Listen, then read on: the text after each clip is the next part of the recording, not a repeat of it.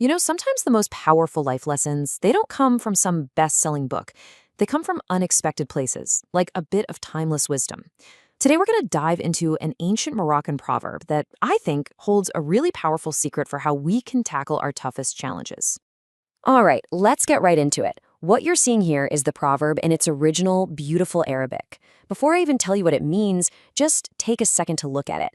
This is a piece of wisdom that's been passed down through generations, deeply rooted in Moroccan culture. And here's the translation. It's a question, and then an answer. How do you eat thorns, Uncle Camel? The response? With a sweet tongue. I mean, it sounds kind of like a riddle, right? A camel eating sharp thorns by using a sweet tongue. It seems totally impossible, maybe even a little absurd. And that, right there, is the big question we're tackling. What on earth can this piece of desert wisdom, this picture of a camel and its spiky meal, possibly teach us about navigating our crazy modern world? Well, as it turns out, a whole lot. So, to really get what this is all about, we need to understand that this isn't literally about camels. The whole thing is a brilliant metaphor. So let's break down the three key symbols here to unlock what it really means. So first up, let's talk about these thorns. Just think about it. They're prickly, they're intimidating, they're painful if you just grab them. In our own lives, the thorns are those difficult tasks, those conversations we dread having, or any challenge that just seems impossible to tackle head on without getting hurt. Okay, so who's the camel in this story? Well, it's you, it's me, it's any one of us standing in front of our own patch of thorns. Feeling that pressure, that need to get through it somehow. The camel is all about our own resilience and our search for a way forward. And this brings us to the real game changer, the sweet tongue. Now, this is not about being fake or trying to manipulate people. It represents a whole different kind of approach, one that's built on patience, on gentleness, tact, and diplomacy. It's about choosing to use finesse instead of just brute force. All right, so we've got our pieces, right? We have the thorns, the camel, and the sweet tongue.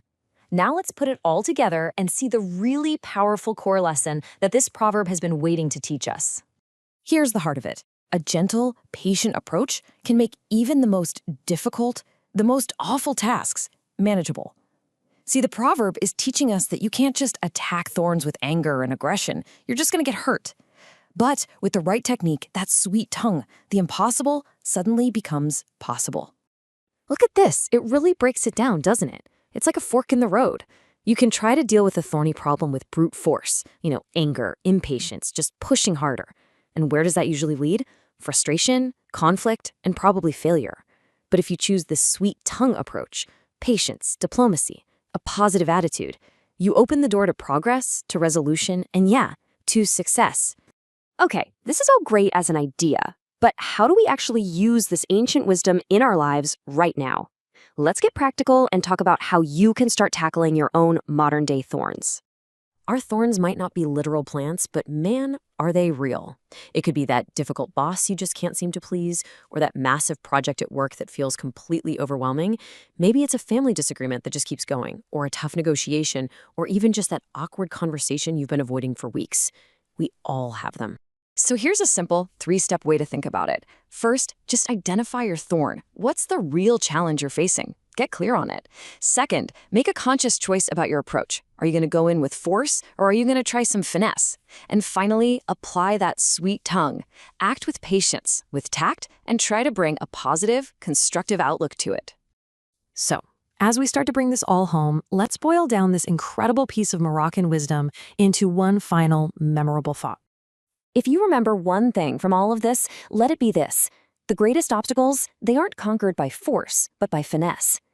The hardest, most intimidating, most thorny challenges in our lives are often the ones that need our gentlest touch. That's the absolute genius of the camel strategy. And so I'm going to leave you with a question to think about. Just take a look at your own life, your own challenges right now. What's one thorn that you're facing that maybe, just maybe, you could conquer not with aggression, but with a sweet